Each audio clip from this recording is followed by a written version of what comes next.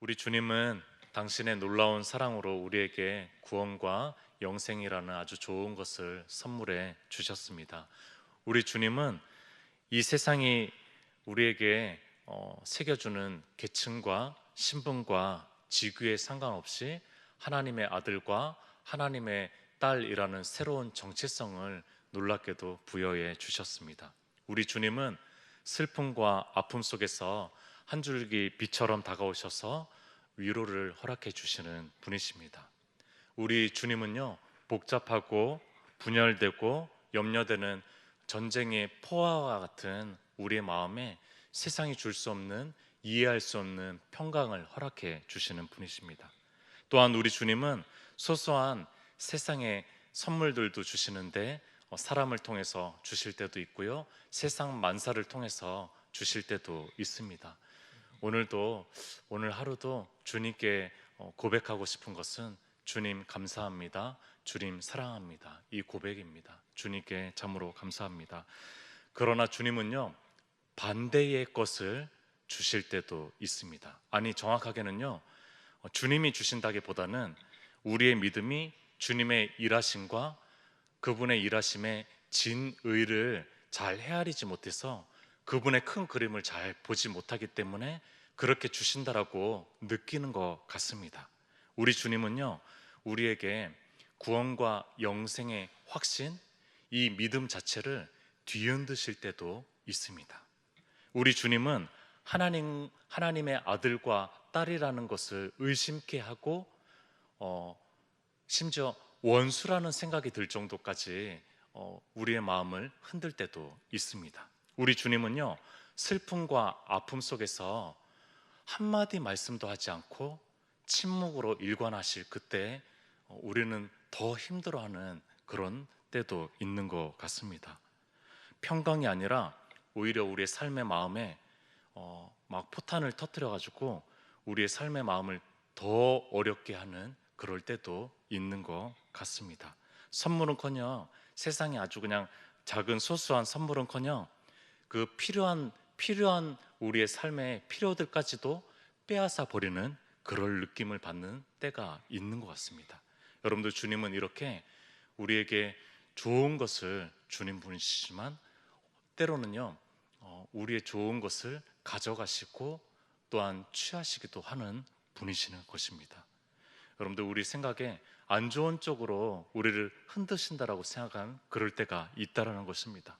우리의 삶에, 우리의 마음에 논쟁을 일으키고 마치 뒤통수를 맞은 것처럼 믿었던 그분에게 뒤통수를 맞은 것 같은 느낌을 받을 때가 있습니다. 신앙생활을 안 하면은 오히려 그런 느낌을 받지 않을 텐데, 이런 고민을 하지 않을 텐데, 이런 갈등을 하지 않을 텐데, 신앙생활을 함으로 인해서 오히려 이런 마음의 논쟁이 생기는 거죠. 마음의 갈등이 생길 때가 있는 것 같습니다. 본문의 우리 주님은 이슈의 중심, 논쟁의 중심으로 서 있습니다. 오늘 배경은 7장의 배경은 초막절 예루살렘 성지 순례의 배경입니다. 2절에 보니까요, 유대인의 명절인 초막절이 가까운지라라고 얘기하고 있습니다. 여러분들, 이 초막절은 아주 큰 순례의 기간입니다. 그래서 수많은 사람들이 가장 크게 성지라고 여겼던 곳이 예루살렘이니까요, 예루살렘으로 많이들 순례를 하고 오고 가는 때입니다. 여러분들, 그때 가장 그 사람들의 입에 오르락 내리락 했던 그분은 바로 우리 주님이십니다. 주님이 이슈였던 것이에요. 주님이 논쟁의 중심으로 서 있는 것입니다. 그런데 이 주님의 이슈화는 가족들에게도 주님이 이슈였고요, 또 주님을 죽이려고 했던 유대인들에게도 이슈였습니다. 그리고 순례하는 그저 그런 무리들에게도 이슈였다라는 것입니다. 여러분들, 그들의 마음을 분열시켰고 또 마음을 힘들게 했습니다. 주님은 그런 분으로 그런 중심에 서 있다라는 것입니다. 여러분들, 주님은요, 먼저는 동생들이 예루살렘으로 순례하러 같이 갑시다 라고 하는 것에 어깃장을 놓습니다. 안 가겠다라는 거예요. 나는 따라가지 않을래, 너희들만 알아서 가라 라고 얘기합니다. 어깃장을 놓습니다. 이 큰 순례의 기간에 순례를 남자들이라면은 다 해야 되는 신명기에 나오는 그 순례의 기간에 예수님은 하지 않겠다라고 어깃장을 놓는다라는 것입니다.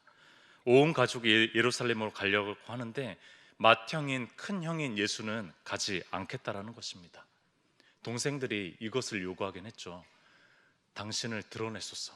세상에 당신을 드러내지 되지 않겠습니까? 이제 당신이 힘을 갈릴리 변두리가 아니라 중심부 유대 땅 예루살렘에서 보여줘야 되지 않겠습니까? 라고 하니까 주님께서 거부하신 거죠. 여러분들, 주님은 가족들에게도 이슈의 중심에 서 계십니다. 두 번째, 주님은요 유대인들에게도 이슈의 중심에 서 있습니다. 11절을 보겠습니다. 명절 중에 유대인들이 예수를 찾으면서 그가 어디 있느냐 하고, 여러분들 유대인들이 예루살렘에 당연히 예수님이 순례를 하러 오셨으리라고 생각하고 예수님을 아주 적극적으로 찾고 있습니다. 왜 찾고 있죠? 예수님이 좋은 쪽으로 찾고 있는 것이 아닙니다. 여러분들, 우리가 1절 끝부분을 한번 보겠습니다. 유대인들이 죽이려 함이로라. 여러분들, 유대인들은 예수님을 죽이려고 찾고 있는 것입니다. 유대인들에게 이슈로, 아주 안 좋은 쪽에 이슈로 서 계신 분이 바로 우리 구주 예수님이십니다. 여러분들, 유대인들은 못마땅했어요. 예수님이 안식일에 병을 고친 것, 38년 된 병자를 고친 것 못마땅했습니다. 또 예수님은 신적인 어떤 권위의 명령과 가르침을 한 것에 대해서 못마땅했습니다. 이것을 못마땅하게 여긴 것뿐만이 아니라 아주 죽이고 싶은 마음까지 생기기 시작한 거죠. 왜냐하면 이들의 정치적, 이들의 사회적, 이들의 종교적 전쟁의 포화 같은 그들의 마음에 있었던 평강을 주님이 깨기 시작했으니까요. 논쟁의 중심에 서게 된 것입니다.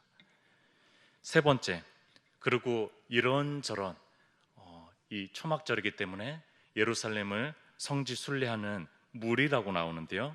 그 무리들도 예수님에 대해서 수군수군 됩니다. 이슈된 거죠. 이슈가 된 겁니다.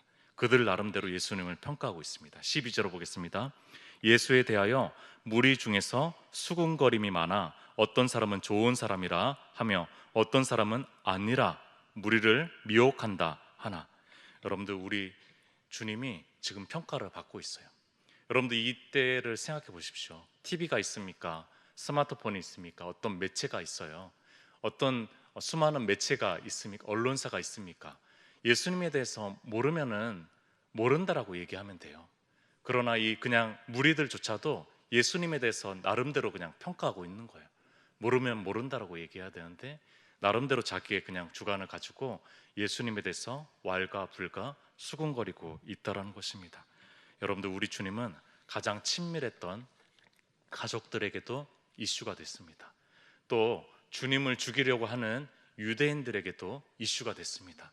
또 그저 또 순례를 하는 순례자들에게도 이슈가 됐습니다. 이슈, 논의나 논쟁 따위의 중심이 되는 문제를 이슈라고 하죠. 오늘날 무엇이 이슈입니까? 여러분들, 우리의 삶에, 우리의 마음에는 무엇이 이슈입니까?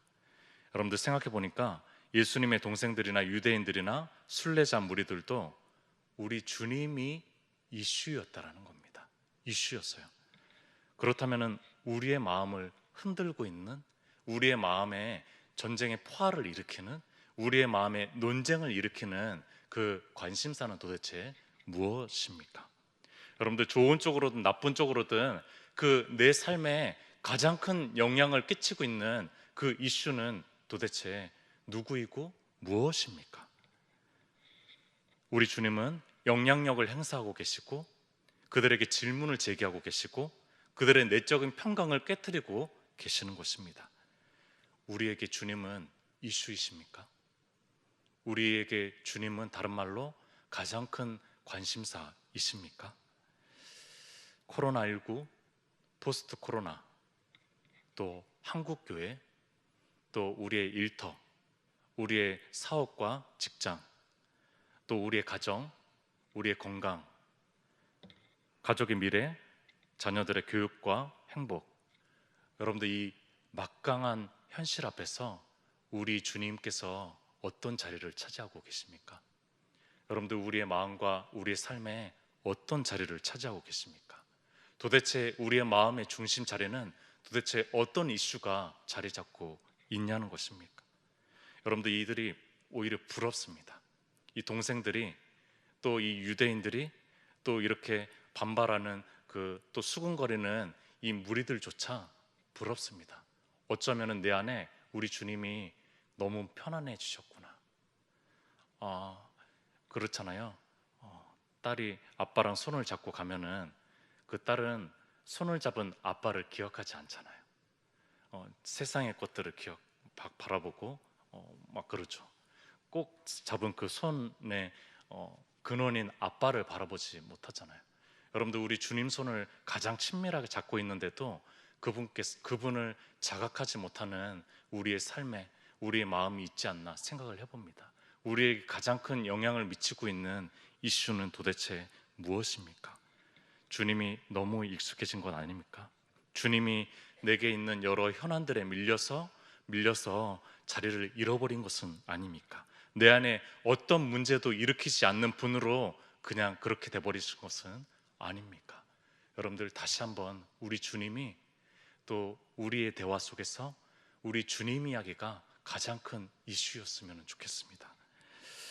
여러분들 우리 주님은 은밀하게 이제 예루살렘에 안 올라가실 것처럼 하다가 올라가십니다. 10절에 그 형제들이 명절에 올라간 후에 먼저 올라갔습니다. 형제들이 자기도 올라가시되 나타내지 않고 은밀히 가시니라. 여러분들 우리 주님이 은밀히 가셨으면은 은밀히 예배하고 은밀히 돌아오시면 돼요. 그런데 이분은 또 논쟁의 강론들을 하십니다. 가르침들을 하시고 아주 신적인 권위의 말씀들을 하시고 계시는 거죠. 또 시끄럽게 하는 거예요. 여러분들 한 그 구절 중에서 두 구절 정도만 보고 말씀을 마치도록 하겠습니다. 16절 먼저 보도록 하겠습니다. 예수께서 대답하여 이르시되 내 교훈은 내 것이 아니요 나를 보내신 이의 것이니라. 여러분들 담대한 선언입니다. 어쩌면은 주님만이 하실 수 있는 신이시니까, 하나님의 아들이시니까 주님만이 하실 수 있는 그런 담대한 선언입니다. 여러분들 한 주석가가 이것에 대해서 이렇게 기록했습니다. 한번 들어보십시오. 내 가르침은 스스로 고안한 것이 아니다. 나를 보내시니가 내 입속에 그리고 귀 속에 넣어주신 것이다. 나를 보내시니가 내 심장을 흔들어서 토해내게 하신 말씀이다. 여러분들 이 주석가는 이렇게 쓴 거예요. 하나님께서 주님에게 입속에 또 귀 속에 심장을 흔들어 가지고 토해내지 않으면 안 될 정도로 흔들어서 그 말씀을 주신 것을 토해내고 있다라고 이 주석가는 기록한 것입니다. 또 한 번 이 주석가가 덧붙여서 이렇게 기록했는데요. 내 교훈은 내가 갈릴리에서 자라고 살았기 때문에 불만에 가득 차서 하는 말이 아니다. 여러분들 우리는 불만스러운 그런 말들을 많이 하잖아요. 비난의 말들을 사람을 찌르는 예리한 말들을 많이 하잖아요. 그러나 주님은 그런 말이 아니래요. 갈릴리의 아우성의 바탕을 두고 있지만 하나님이 나를 진동시켜서 내가 이 말을 외치지 않으면 안 될 만큼 거룩하게 충동하고 영감을 주셔서 토해내게 하신 말씀입니다. 여러분들 이렇게 주석가가 썼습니다. 여러분들 이것은 신적인 권위 앞에서 이 하늘에서 내리는 아버지의 음성이 그 주님을 뒤흔들고 마음을 뒤흔들고 거룩하게 충동하고 영감을 주셔서 토해낼 수밖에 없는 권위의 말씀이다 라고 주님께서 얘기하고 있는 것입니다. 굉장히 담대한 선언이죠. 그저 그냥 설교문을 작성해서 설교단에 자주 올라오는 저와는 다른 권위를 가진 말씀입니다. 급하게 작성해서 겨우 이렇게 단상에 올라오는 겨우 시간에 이제 맞춰서 올라오는 저의 설교문의 설교랑은 다르다라는 것이죠. 여러분들 그럴 때면은 좀 부끄러워집니다. 그런데 재밌는 게 뭔지 아십니까? 그 부끄러움조차도 무뎌질 때가 있습니다. 이렇게 설교문 작성해서 올라가서 설교하면 되지. 근데 그것이 부끄러운데 부끄러움조차도 무뎌질 때가 있다라는 것입니다. 설교가 일감이 될 때가 있습니다. 여러분들이 하나님의 크고 존재적인 이 굉장한 말씀이 내게 일감처럼 다가올 때가 있다라는 것입니다. 이 말씀이 가슴이 뜨거워지고 양심을 충동하게 하고 엄청난 영감을 내게 주는가 질문해 봅니다. 성경 말씀은 우리 주님께서 보내신 하나님, 창조주 하나님의 말씀입니다. 그리고 주님을 사모하는 모든 그리스도인 영혼의 심장을 흔들 수 있고 회복하게 할 수 있고 살아있게 할 수 있는 우리 창조주, 구원자 하나님의 말씀이라는 것입니다. 여러분들 그 말씀이 우리의 양심을 충동하고 있습니까? 여러분들 거룩한 충동을 일으키고 있습니까? 엄청난 크기의 권위로 다가오고 있습니까? 신적인 권위로 말씀이 들립니까? 말씀이 읽힙니까? 내가 읽는 것이 아니라 그렇게 들리냐는 것입니다. 마지막 17절 한 구절만 보도록 하겠습니다. 사람이 하나님의 뜻을 행하려 하면 이 교훈이 하나님께로부터 왔는지 내가 스스로 말함인지 알리라. 여러분들 이것은 16절보다 더 담대한 선언입니다. 이런 얘기입니다. 하나님의 뜻을 행하려는 마음으로 내 말을 다시 한번 들어봐라. 내 말을 너 하나님 뜻을 실천하려는 마음으로 다시 한번 들어봐라. 그러면은 이 말씀이 하나님께로부터 온 것임을 너 내면이 깨닫게 될 거야. 알게 될 거야. 그리고 너가 사람이라면은 이 말씀을 한번 살아보아라. 그러면 이 말씀이 어디에서부터 온 건지 깨닫게 될 거야.